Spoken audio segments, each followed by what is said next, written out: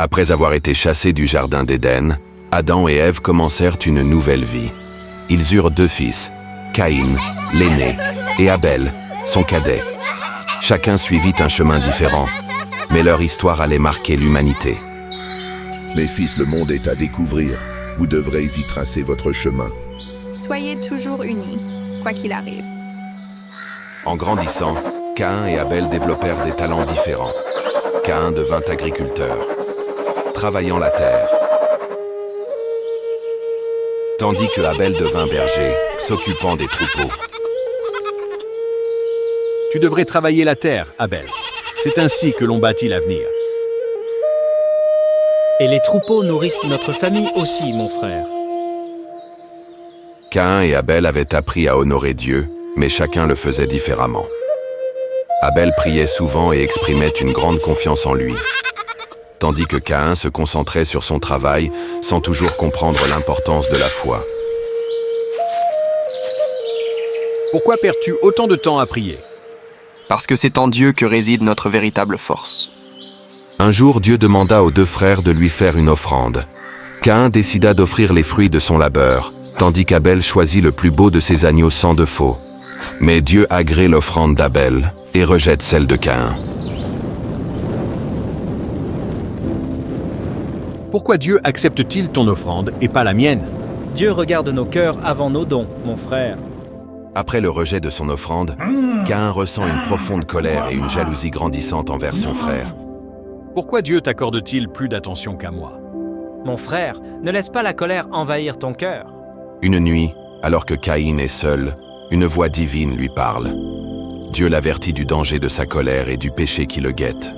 Pourquoi es-tu si en colère, Caïn? Si tu fais le bien, tu seras accepté. Mais si tu fais le mal, le péché est tapis à ta porte. Domine-le. C'est plus fort que moi. Je brûle de haine contre Abel. Dévoré par la jalousie, Caïn élabore un plan pour se débarrasser de son frère. Il l'invite à le rejoindre dans les champs. Viens, Abel.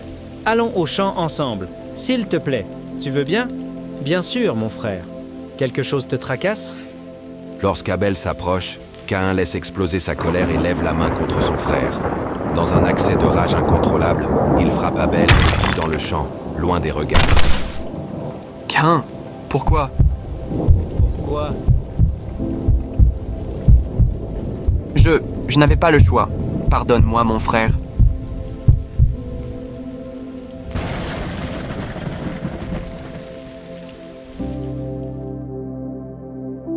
Après son acte, Caïn ressent un profond malaise. Dieu l'appelle et lui demande où est son frère. Pris de panique et de culpabilité, il tente de se justifier. Caïn, où est ton frère Abel? Suis-je le gardien de mon frère?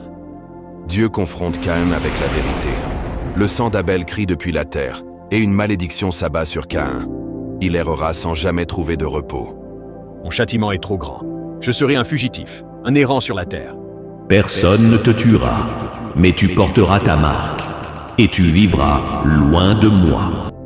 Banni de la présence de Dieu, Caïn part en exil. Où irai-je maintenant? Que vais-je devenir? Il marche vers une terre inconnue, loin de tout ce qu'il a connu, portant le poids de sa faute. Je regrette vraiment mon acte. Maintenant, je dois assumer les conséquences. Ils marchent au loin avec un grand remords et regrettant de ne pas avoir mené la vie que leurs parents auraient voulu pour eux.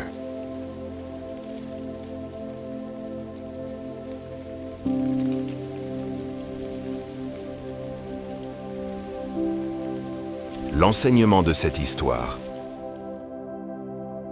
L'histoire de Caïn et Abel est riche en enseignements profonds. Voici quelques leçons à tirer. 1. L'importance d'un cœur sincère. Dieu n'a pas rejeté Caïn à cause de son offrande, mais à cause de l'état de son cœur. Cela nous rappelle que nos actions doivent être motivées par des intentions pures, et non par l'orgueil ou la jalousie. 2. La jalousie mène à la destruction. Caïn a laissé la jalousie grandir en lui jusqu'à commettre l'irréparable. Cela montre à quel point l'envie peut corrompre un cœur et détruire des relations si elle n'est pas maîtrisée. 3. Dieu avertit toujours avant la chute.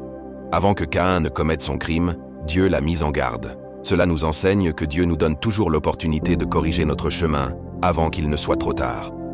4. Nous sommes responsables de nos choix. Caïn a choisi d'ignorer l'avertissement divin et a agi selon sa colère. De la même manière, nous devons assumer la responsabilité de nos actions et ne pas accuser les autres de nos propres erreurs. 5. On ne peut pas cacher la vérité à Dieu. Lorsque Dieu a demandé à Caïn où était Abel, il a menti. Mais Dieu savait déjà la vérité. Cela nous rappelle que, peu importe ce que nous faisons, nous ne pouvons pas cacher nos actes à Dieu. 6. Le péché non maîtrisé domine. Dieu a dit à Caïn, « Le péché est tapis à ta porte. Il désire te dominer, mais toi, domine-le. » Cela nous enseigne que nous devons apprendre à contrôler nos mauvaises inclinations avant qu'elles ne prennent le dessus sur nous. 7. Les conséquences de nos actes sont inévitables. Après avoir tué Abel, Caïn a été maudit et banni. Cela montre que chaque choix que nous faisons a des conséquences, bonnes ou mauvaises. 8. Dieu reste juste même dans le jugement. Bien que Caïn ait commis un crime grave, Dieu ne l'a pas détruit immédiatement, mais lui a donné une marque de protection. Cela nous montre que Dieu est juste, mais aussi miséricordieux. Cette histoire est un puissant rappel sur l'importance de la maîtrise de soi, de la sincérité et du respect des lois divines. Merci d'avoir suivi cette vidéo jusqu'ici. Merci de vous abonner et de laisser un like et un commentaire afin de nous soutenir.